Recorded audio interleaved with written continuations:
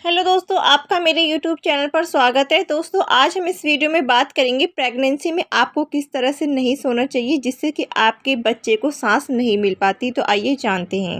नींद अच्छी सेहत के लिए बहुत मायने रखती है। संतुलित नींद लेने से दिमाग और शरीर स्वस्थ रहता है। किस पोजीशन में सो रही हैं ये भी मायने रखता है। सोने की पोजीशन से भी शरीर पर फर्क पड़ता है। प्रेगनेंसी में जब बच्चा गर्भ में होता है तब कैसे उठे, कैसे बैठे, कितनी देर तक खड़े रहे मायने रखता है और इसमें सोने की पोजीशन और कितनी नींद लेनी जरूरी है ये भी शामिल है। प्रेगनेंसी महिलाओं के लिए बदलाव का दौर होता है। गर्भ में पल रहे बच्चे का विकास मां की एक्टिविटी पर निर्भर करता है। इसीलिए प्रेगनेंसी में खुद का ख्याल रखना जरूरी है। प्रेग्नेंट महिला को ठीक तरह से सोने में दिक्कत आती है। बच्चे के कारण किस पोजीशन में सोए और कितनी नींद ले ये जानना बहुत जरूरी है। दोस्तों, सबसे पहले मैं आप लोगों को ये बता देती हूँ कि प्रेगनेंसी में सोने से जुड़ी कैसी मुश्किलें आती है, क्या क्या मुश्किलें आप लोगों को सामना करना पड़ता है। जो महिलाएं पहली बार गर्भवती हैं उनके मन में सवाल होता है कि किस तरह से सोए ताकि बच्चे पर गलत असर ना पड़े। प्रेगनेंसी में महिलाओं को थकान, जी मचलाना, बेचैनी और शरीर में दर्द जैसी तकलीफें होती रहती है। उन्हें ठीक तरह से सोने में भी परेशानी आती है। प्रेगनेंसी के टाइम रात में बार बार यूरिन यानी कि पेशाब आना जैसा लगता रहता है। सांस लेने में दिक्कत आती है। इस कारण दिमाग एक्टिव रहता है और प्रेग्नेंट महिला को नींद नहीं आती। डॉक्टर प्रेग्नेंट महिला को पेट के बल सोने को मना करते हैं। जी हाँ, आपने बिल्कुल सही सुना। इस चीज को अपने माइंड में बैठा लेना। अगर आप भी एक प्रेग्नेंट लेडी है तो पेट के बल कभी भी मत सोना। ऐसा करने से आपके अंदर जो पल रहा बच्चा है यानी कि एक शिशु है वो अच्छी तरह से सांस नहीं ले पाता, ताकि भ्रूण पर किसी तरह का कोई दबाव ना आए। करवट लेने पर भी गर्भवती महिला को अजीब सा लगता है। जिन महिलाओं को पेट के बल सोने की आदत होती है प्रेगनेंसी में उन्हें सही तरह से सोने में भी दिक्कत आती है। तो अगर आपको भी ये आदत थी तो आज से ही इस आदत को बदल लेना। अगर आप प्रेग्नेंट हैं तो इस आदत को एकदम बदल लेना, क्योंकि ये ना आपके लिए अच्छा है ना आपके आने वाले बच्चे के लिए अच्छा है। तो कभी भी पेट के बल आप ना लेटें या फिर ना सोएं। दोस्तों, इस वीडियो में मैं आप लोगों को ये बता देती हूँ, अगर आप प्रेग्नेंट हैं तो प्रेगनेंसी में आपको कितनी देर तक सोना चाहिए। प्रेगनेंसी में सोने की पोजीशन तो मायने रखती है, लेकिन कितनी देर तक सोए इस बारे में भी जानना बहुत जरूरी है। सामान्य अवस्था में ज़्यादा देर सोना या फिर कम सोना सेहत को प्रभावित करता है। वैसे ही प्रेगनेंसी में कम या ज़्यादा सोने से बच्चे के विकास पर असर पड़ता है। सामान्य तौर पर 7 घंटे की नींद लेना पर्याप्त होता है, लेकिन प्रेग्नेंट महिला को 7 घंटे से थोड़ा ज़्यादा सोना चाहिए और ज़रूरत लगे तो दिन में भी थोड़ी देर सो लेना चाहिए। तो दोस्तों, आप लोगों को समझ में आ गया होगा। आपको 7 घंटे से थोड़ी सी ज़्यादा नींद ले लेनी है और अगर आप चाहें तो दिन में थोड़ा सा आराम जरूर कर लेना। तो दोस्तों, बहुत से लोगों के मन में ये क्वेश्चन चलता है कि कम नींद से प्रेगनेंसी पर क्या असर पड़ता है। तो ये भी मैं आज इस वीडियो में आप लोगों को बता देती हूँ। अगर कोई प्रेग्नेंट महिला पर्याप्त नींद नहीं लेती है तो बच्चे पर इसका सीधा असर पड़ता है। जी हाँ, आपने बिल्कुल सही सुना। प्रेगनेंसी में बच्चे को पर्याप्त रूप से पोषक तत्वों की जरूरत होती है। बच्चा माँ के जरिए ही ऑक्सीजन की पूर्ति करता है। अगर प्रेगनेंसी में नींद पूरी ना हो तो प्लेसेंटा तक ठीक तरह से ब्लड सप्लाई नहीं होता। इससे बच्चे की हृदय गति कम हो जाती है।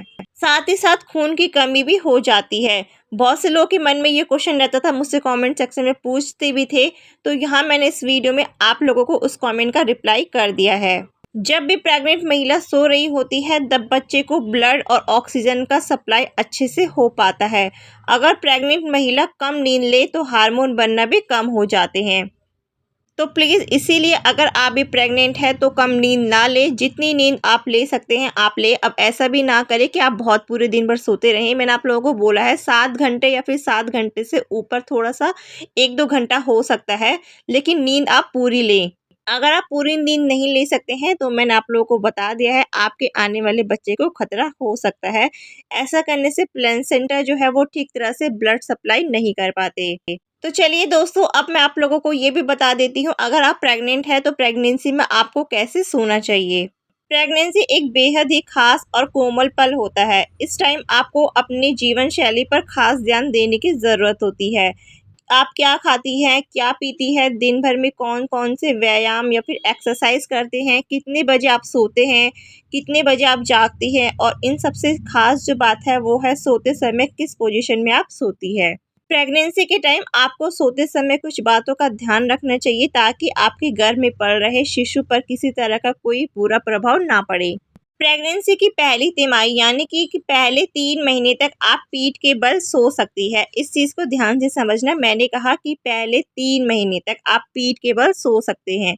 इससे आपको क्या होगा कि किसी तरह की कोई परेशानी नहीं होगी, क्योंकि इस टाइम आपका बच्चा यानी कि शिशु विकास करना शुरू करता है उस टाइम पर। लेकिन अब इस चीज़ को ध्यान से सुनना, आपको प्रेगनेंसी की दूसरी तिमाही में आपको पीठ के बल बिल्कुल भी नहीं सोना है। ऐसा करने से आपको और आपके आने वाले बच्चे को खतरा हो सकता है, क्योंकि इस टाइम पीठ के बल सोने में गर्भाशय का पूरा भार आपकी पीठ पर चला जाता है, जिसके कारण आपको काफ़ी परेशानियां हो सकती है। पीठ शरीर के निचले हिस्से से दिल तक खून पहुंचाती है, इसीलिए पीठ के बल सोने से आपको अपच, गैस, कब्ज, बवासीर, ब्लड सर्कुलेशन, पीठ दर्द, सर दर्द और दम घुटने जैसी समस्या हो सकती है।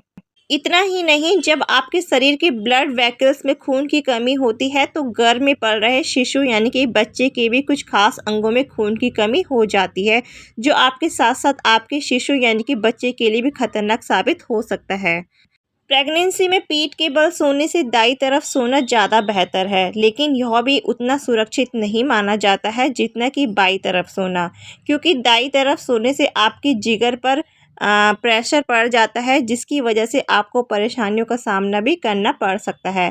प्रेगनेंसी में बाईं तरफ होकर सोने की कोशिश करनी चाहिए, लेकिन अगर आप इस पोजीशन में सोए थक जाते हैं तो फिर कुछ समय के लिए आप दाईं ओर करवट लेकर सो सकती है।